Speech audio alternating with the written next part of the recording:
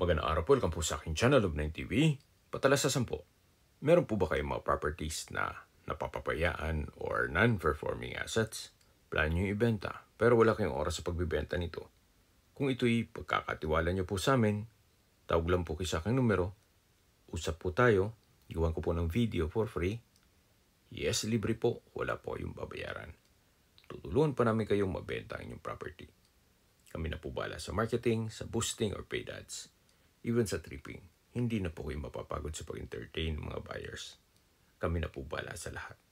Tawag lang po kayo. Nandito po tayo ngayon sa Cuenca, Batangas kung saan meron po tayong bagong video presentation. Isang mango farm na may lot area na 20,000 square meters o 2 hectares. Mula po sa Barangay Road, meron po itong 6 meters wide na private road. Mula po sa pag-start ng video, yun na po ang simula ng private road o right of way. Papunta dito sa lupang pinibenta. Tungkol naman po sa dokumento nito, ito po'y titulado, kaya wala po kayong maging problema sa documentation o sa transfer ng title. Namumunga na po itong mga puno ng mangga, kaya ito po'y income generating. Kaya hindi po natutulog ang pera nyo dito. Kahit papano, kumikita po itong property. Sa mga baguhan po dito sa aking YouTube channel, ang first part po ng video ay intro, second part is details, then yung third part is distance, location, and travel time, at yung last part ng video ay yung presyo.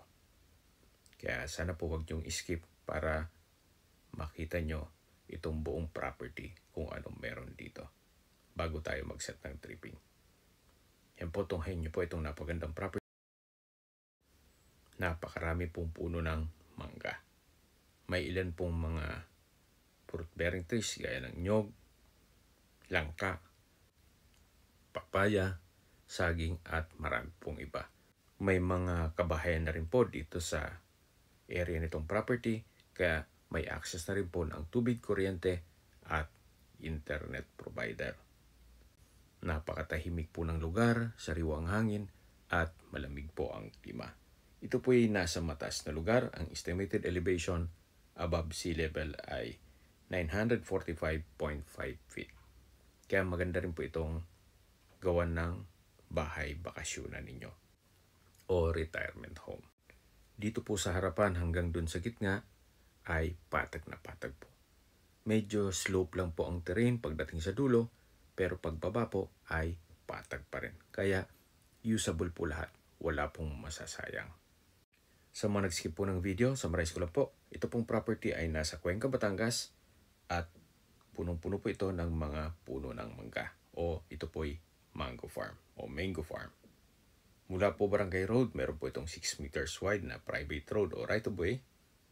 At sa dokumento naman po nito, ito po'y titulado. Kaya wala po kayong maging problema sa documentation o sa transfer ng title. May sukat ng lupa po ito na 2 hectares o 20,000 square meters. May access na rin po dito ng tubig, kuryente at internet provider. Habang pinagmamasan nyo po itong kapaligiran, pag-usapan na natin ang distance, location at travel time. Mula po sa highway, ang distance is 950 meters at ang travel time is 3 minutes. Opo, napakalapit lang po nito sa mismong highway ng Cuenca, Batangas. Kaya ito po ay accessible ng public transportation.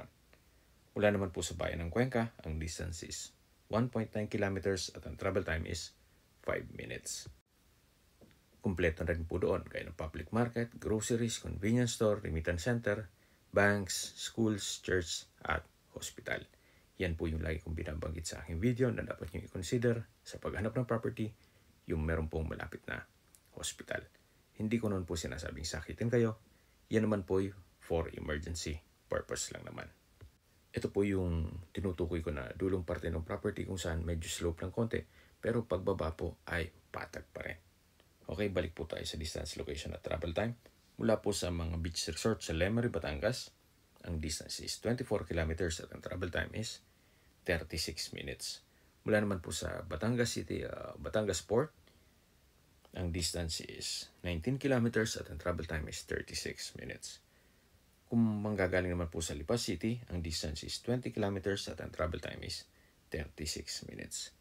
Mula naman po sa Manila o sa airport, ang distance is 86 kilometers at ang travel time is 1 hour and 21 minutes.